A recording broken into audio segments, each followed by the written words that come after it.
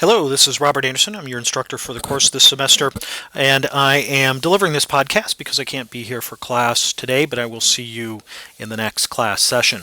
So the first thing I want to talk about is something that's the major thrust of this class. It's this concept of form and content.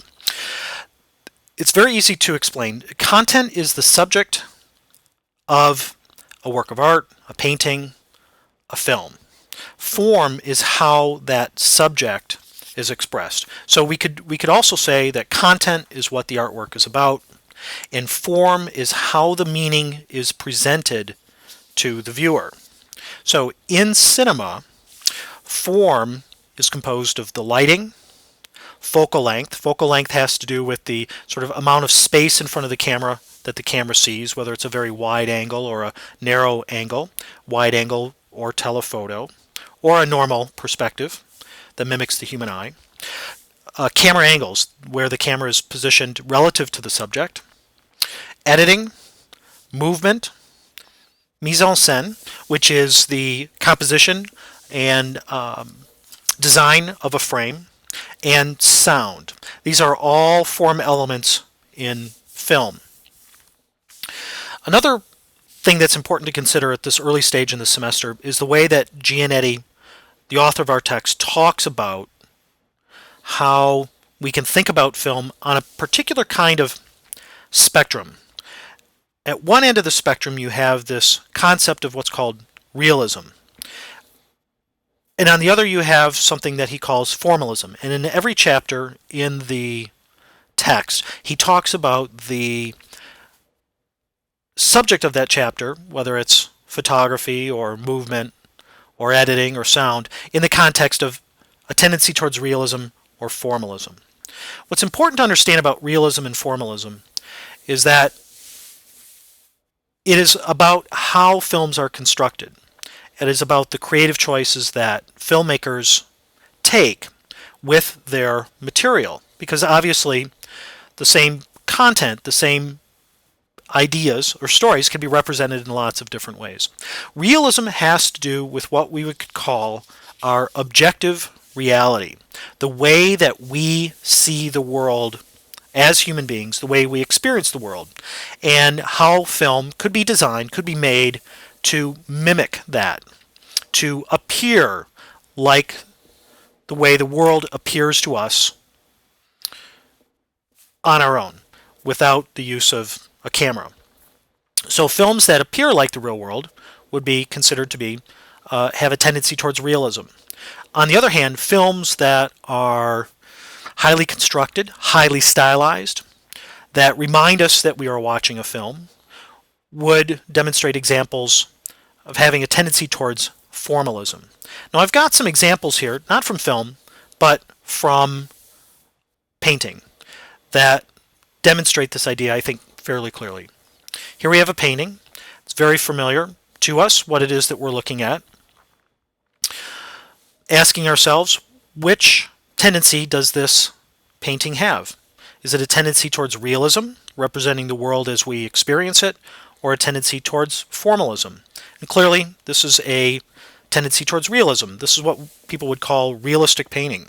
And so the way that the paint is applied, the way that it's drawn, it's a perspective from eye level. It looks like the real world. It looks like things within the real world. Look at the way that the water reflects the light in the sky, the way that the landscape in the distance looks as if there's moisture in the air. You know, really the artist has taken a lot of pains to make this look like the way a field would look, and convince us that this is something that is connected to our own experience with viewing the world. Let's look at another painting. This is by Jackson Pollock, and clearly this really has nothing to do with the way the world looks to us. It has nothing to do with what we would call our objective reality. In fact, the painting is about the paint, isn't it? It's about the layers of paint and the gestures that are illustrated in the way the paint is dripped. In fact, Jackson Pollock would, these were very large canvases, he would lay them down on the ground and would splatter paint and drip it from sticks and brushes. This painting is in the vein of abstract expressionism. It's expressing something in an abstract way. It's very much stylized and has very little to do with reality. So this is a tendency towards formalism in painting. It's about the materials that make up a painting, whereas our landscape is not painted in a way for us to see the paint. We don't notice the paint. We don't look at the brush strokes. We don't think about it as a painting at all. It's very clearly about the way the world looks. Now, what's really important to understand about realism versus formalism when thinking about film is that realism is not the same as realistic. Let me give you an example. The film Avatar.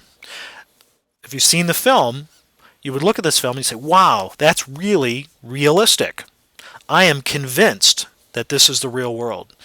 In fact, that film, the way that it's constructed, the way that it's made, its stylistic choices, how it uses light and sound, editing, and computer graphics, is very much in the realm of an approach towards formalism.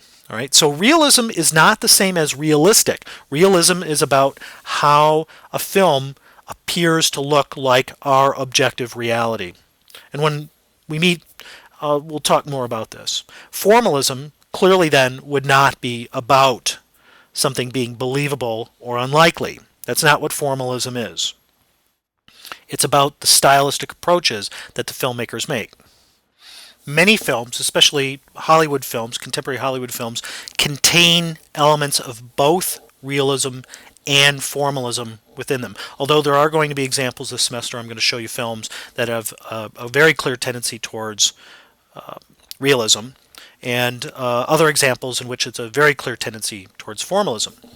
Here's a painting that also combines both realism and formalism. This is a Monet, and you can see that it is very representational of a garden, but it is painted in such a way that we notice the optical effect. We notice that we are not looking through somebody's eyes, but we are given an impression. And in fact, this painting is part of the genre called Impressionism. And we have this impression of a garden through the exaggerated colors and the kind of blurriness that is created in the painting style. All right. So the film that you're going to look at today, Eternal Sunshine of the Spotless Mind, has both elements of realism and formalism. Probably more formalism than realism. So in thinking about writing about this film, focus on some particular form element, some aspect, photography, or editing, or sound, or movement, the camera work, lighting, and describe its use in the film. The first part of the textbook, in Chapter 1, Giannetti talks about realism and formalism. It'll be a very good start for you to think about this particular concept. Enjoy the film, and I'll see you next class.